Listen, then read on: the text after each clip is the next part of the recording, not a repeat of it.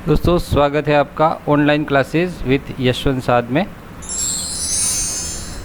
हम पढ़ रहे हैं आज का टॉपिक अपना जल संसाधन। संसाधन वो होता है जिससे हमको कहीं ना कहीं फ़ायदा पहुंचता है, और जल तो ऐसा है कि जल है तो कल है, उसके बारे में कहा गया है। फिर जल को अमृत माना गया है और बिना जल के जीवन संभव नहीं है, जल ही जीवन है, ये भी कहा गया है। तो इस जल के बारे में बहुत कुछ कहा गया है, बहुत कुछ बातें हैं। बिना जल के जीवन संभव ही नहीं है। तो उसी जल संसाधन को लेकर के आज का हमारा जो चैप्टर है इसको हम पढ़ेंगे। जल संसाधन में जो भी मेन चीज़ें हैं इस चैप्टर में वो हम पढ़ेंगे। सबसे पहला पढ़ेंगे हम जल प्रबंधन। जल प्रबंधन क्या होता है? प्रबंधन जो शब्द है वो अंग्रेजी में इसको कहते हैं मैनेजमेंट, कि जो जल हमको मिला है उस जल का सही तरीके से मैनेजमेंट कैसे किया जाए। ठीक है दोस्तों, जो जल हमको उपलब्ध है, चाहे वो कुएं से उपलब्ध है या तालाब से या नल से या ट्यूबवेल से, किसी भी जगह से वर्षा का पानी जो भी हमको मिलता है उसको ठीक ढंग से किस तरह से मैनेजमेंट किया जाए, यानी उसका फ़ायदा किस तरह से उठाया जाए, इसको कहा जाएगा जल प्रबंधन, मैनेजमेंट करना पानी का। फिर पढ़ेंगे दोस्तों जल संरक्षण। संरक्षण का अर्थ होता है कि उसको इस्तेमाल भी करना और भविष्य के लिए बचा के भी रखना, दोनों बातें। प्रबंधन में तो होता है उसका इस्तेमाल करना, बहुत ज़्यादा जितना भी हो सके उसका बहुत ज़्यादा हम उपयोग करें, बिना किसी वेस्ट किए, व्यर्थ नहीं जाए और उसका उपयोग ज़्यादा से ज़्यादा हो, वो प्रबंधन। और संरक्षण में उसका उपयोग भी करें और भविष्य के लिए संभाल के भी रखें, दोनों बातें संरक्षण में। और तीसरा पढ़ेंगे हम जल स्वावलंबन। स्वावलंबन का अर्थ होता है, इसका भी संधि विच्छेद करें अगर इस शब्द का, स्व प्लस अवलंबन, यानी स्वयं सहारा बने। तो पानी जहाँ जहाँ भी कहीं जगह ऐसा होता है कि पानी की बहुत ज़्यादा किल्लत हो जाती है और कहीं पर बहुत ज़्यादा पानी मिलता है, तो जहाँ किल्लत हो रही है, जहाँ पानी की कमी आ रही है, तो वहाँ पर स्वयं वो सहारा किस तरह से बन सकते हैं अपने गांव के लिए, अपने शहर के लिए, अपने देश के लिए या अपने घर के लिए। कहीं पर भी जो जल है उसका स्वयं किस तरह से उसको संभाल करके और उसको किसी भी तरह से उपयोग में लाएं और इसका स्वयं सहारा बने जल के लिए। ये तीन टॉपिक इस पार्ट में पढ़ेंगे अपन, जल प्रबंधन, जल संरक्षण और जल स्वावलंबन। सबसे पहले जल प्रबंधन में हम पढ़ेंगे कि जो जल का प्रबंधन केंद्र सरकार की जो योजनाएं हैं उनमें किस तरह से किया गया, और केंद्र सरकार की जो महत्वपूर्ण योजनाएं हैं, भाखड़ा नांगल परियोजना, दामोदर घाटी परियोजना और हीराकुंड परियोजना, इन तीन परियोजना के बारे में महत्वपूर्ण जानकारियाँ इस वीडियो में मिलेंगी। इसके बाद हम पढ़ेंगे राजस्थान में परियोजनाएं। तो राजस्थान में जो जो भी परियोजनाएं चल रही हैं और जिन परियोजनाओं से राजस्थान में पेयजल और सिंचाई की या अन्य जो भी उससे फ़ायदे हो रहे हैं वो सब पढ़ेंगे, जिसमें चंबल घाटी परियोजना, राजस्थान नहर या इंदिरा गांधी नहर परियोजना, फिर माही बजाज सागर परियोजना और फिर बिसलपुर परियोजना, इन परियोजना के बारे में पढ़ेंगे। इसके अलावा राजस्थान की अन्य परियोजनाएं भी हैं जो राजस्थान में लोगों को पेयजल, सिंचाई या अन्य सुविधाएं उपलब्ध कराती हैं। तो उन अन्य जो परियोजनाएं हैं, टोटल 8 हैं अपने जो चैप्टर में, तो उन सब के बारे में पढ़ेंगे। जल प्रबंधन की इस जो भी हैं टॉपिक्स, इन सब के बाद पढ़ेंगे हम जल संरक्षण। और जल संरक्षण में अपने चैप्टर में हम परंपरागत जल संरक्षण पढ़ेंगे राजस्थान में, कि राजस्थान में किस तरह से परंपरागत रूप से, परंपरागत का मतलब होता है कि पहले से, पीढ़ियों से जो भी तरीके अपनाए जा रहे हैं उन सब के बारे में, जैसे बावड़ी, तालाब, झीलें, नाड़ी, टाँका, जोहड़, बेरी या छोटी कुई और खड़िन, इन सब के बारे में पढ़ेंगे। और अंत में अपना टॉपिक रहेगा जल स्वावलंबन का। ठीक है दोस्तों, शुरू करते हैं जल संसाधन। और जल संसाधन में इसको पहले शुरू से पहले पानी की स्थिति क्या है वो देख लेते हैं। पृथ्वी पर 71% जल है और 29% स्थल है। ठीक है, हम सब ने मैप देखा ही है। मैप में जो ब्लू कलर का आता है वो पूरा जल है और चारों तरफ महासागर है हमारे, और नदियाँ भी इसमें कई सारी हैं। तो ज़्यादा है पानी है और ज़मीन कम है। 71% जल और 29% ज़मीन है। और जो 71% जल है उसमें 97% जल महासागरों के खारे पानी के रूप में, तो ज़्यादातर जो पानी है, जितना भी पानी है उसमें ज़्यादा पानी है 97% वो खारे पानी के रूप में, जितने महासागर हैं उन सब का, जिनका इस्तेमाल नहीं किया जा सकता और नहीं कर रहे हैं। तो 97% निकल गया। अब शेष बचा 3%।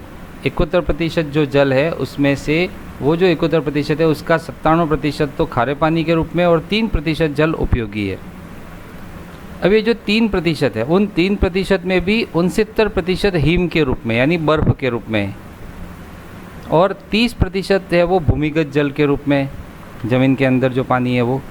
तो 69 और 30 ये हो गया 99%। तो 3% में से ये जो दूसरा बाकी है ये सब तो गया अपने, जिसका इस्तेमाल हम अभी नहीं कर रहे हैं या कर भी रहे हैं तो बहुत कम मात्रा में।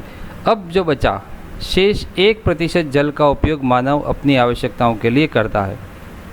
हमने स्टार्टिंग में देखा था कि जल बहुत है, 71% जल है, 71% जल है, परंतु हमारे इस्तेमाल में आ रहा है 1% जल, जिसका उपयोग मनुष्य अपनी आवश्यकताओं के लिए करता है। इसलिए ये टॉपिक पढ़ना भी इम्पोर्टेंट रह जाता है, और केवल पढ़ाई के लिए नहीं, अपने दैनिक जीवन में भी, अपने आगामी भविष्य में भी हम सबको इस चीज़ को समझना होगा, जल को संभालना होगा, अवेयरना होगा भविष्य के लिए भी। सन 2000 में भारत की जल की कुल आवश्यकता 634 बिलियन क्यूबिक मीटर थी, और यह सन 2025 में बढ़कर के 1023 बिलियन क्यूबिक मीटर हो जाएगी। 2000 में 634 थी और 2025 में मात्र 25 सालों में ये जस्ट डबल, लगभग, ठीक है ना, लगभग डबल होने वाली है। और इसका रीज़न यही है, बढ़ती जनसंख्या, फिर हमारे बढ़ते जल के उपयोग, और सबसे बड़ी बात तो ये है कि हम इसका दुरुपयोग बहुत ज़्यादा करते हैं। अगर जल मिल रहा है तो उसको सही इस्तेमाल नहीं करते हैं, जैसे मैनेजमेंट जो इसका होना चाहिए, संरक्षण होना चाहिए, वो नहीं कर पा रहे हैं, जिसकी वजह से जल की जो कमी हम देख रहे हैं आए दिन, वो सब इसी का कारण है।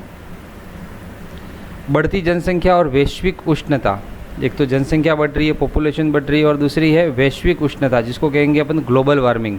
और ये ग्लोबल वार्मिंग के लिए जिम्मेदार जो है वो हमारी बढ़ती जनसंख्या, फिर ये जो प्रदूषण फैलता है, फैक्ट्रियाँ चलती हैं, गाड़ियों से निकलता धुआं है, या हमारी जो दूसरी चीज़ें हैं जो उस ग्लोबल वार्मिंग को या वैश्विक उष्णता को, जो गर्मी बढ़ रही उसको बढ़ाने में जो सहायक है, उन सब की वजह से अब जल का समुचित प्रबंधन और संरक्षण आवश्यक हो गया है।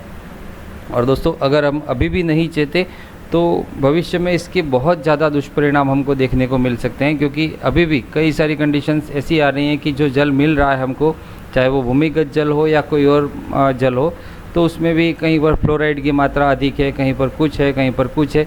तो ये सब कंडीशंस अभी इसकी शुरुआत है।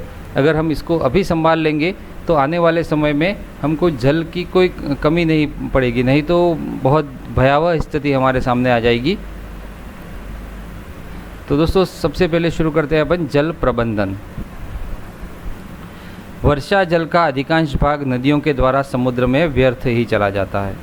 ये हम सब जानते हैं कि जो वर्षा का जल आता है वो नदियों के द्वारा समुद्र में व्यर्थ ही चला जाता है, और नदियों तक जाने से पहले हमारे घरों से जो निकलता है पानी, वो भी व्यर्थ का निकल करके चला जाता है, उसका भी हम सदुपयोग नहीं कर पा रहे। इसके लिए भी गवर्नमेंट की कई सारी स्कीम्स आती हैं, जैसे वाटर हार्वेस्टिंग सिस्टम, ये सब चीज़ें हमको हमारे घरों में लगानी चाहिए, जिससे इस जल का भूमिगत जल के रूप में इस्तेमाल हो, अन्य कामों में इस्तेमाल हो। अतः इस जल का उचित प्रबंधन आवश्यक है।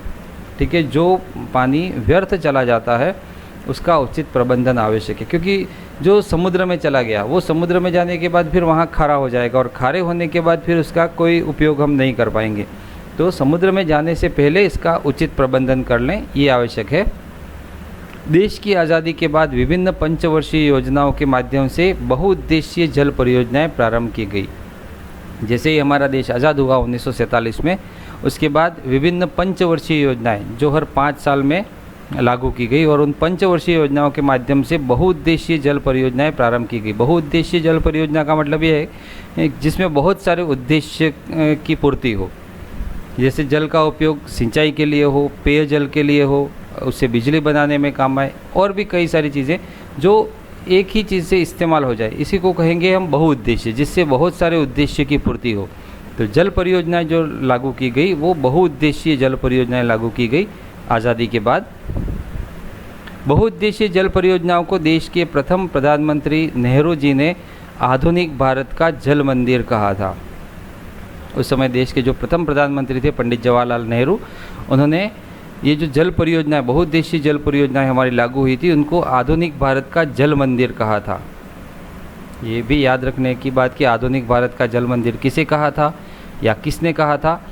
तो ये बहुउद्देशीय जल परियोजनाओं को आधुनिक भारत का जल मंदिर कहा गया, और किसने कहा था, तो भारत के प्रथम प्रधानमंत्री पंडित जवाहरलाल नेहरू ने कहा था। अब ये जो जल प्रबंधन है उसमें जैसे अपने इस वीडियो के स्टार्टिंग में देखा था जो मेन पॉइंट, वही चीज़ केंद्र सरकार की जो महत्वपूर्ण योजनाएं हैं उसमें भाखड़ा नागल, रिहंद, दामोदर, हीराकुंड, कोसी, टिहरी परियोजना महत्वपूर्ण परियोजनाएं हैं। और जो इस वीडियो में हम देखेंगे वो मेन 3 हैं जो इसकी स्टार्टिंग में बता दिया था। इसके अलावा राज्य सरकारों की महत्वपूर्ण परियोजनाएं कौन कौन सी है वो भी एक बार देख लेते हैं। जैसे चंबल परियोजना है वो मध्य प्रदेश और राजस्थान की संयुक्त परियोजना है। नागार्जुन सागर परियोजना आंध्र प्रदेश की परियोजना है। तुंगभद्रा परियोजना आंध्र प्रदेश और कर्नाटक सरकार की। फिर सरदार सरोवर परियोजना गुजरात, मध्य प्रदेश और राजस्थान की। मयूराक्षी और फरक्का परियोजना है वो पश्चिमी बंगाल की है। माही परियोजना गुजरात और राजस्थान की है। गंडक परियोजना बिहार और उत्तर प्रदेश की संयुक्त परियोजना है। और मत्स्यकुंड परियोजना है वो आंध्र प्रदेश और उड़ीसा की परियोजना है। तो ये केंद्र सरकार की महत्वपूर्ण परियोजनाएं और राज्य सरकार की महत्वपूर्ण परियोजनाएं कुछ इस तरह से हैं। दोस्तों इसके आगे के वीडियो में हम और अधिक जानकारी लेंगे, और आप प्लीज़ बने रहिए साथ में, कमेंट कीजिएगा, लाइक, शेयर और सब्सक्राइब करना ना भूलिएगा। इसके आगे के वीडियो में जल्दी मिलते हैं। धन्यवाद।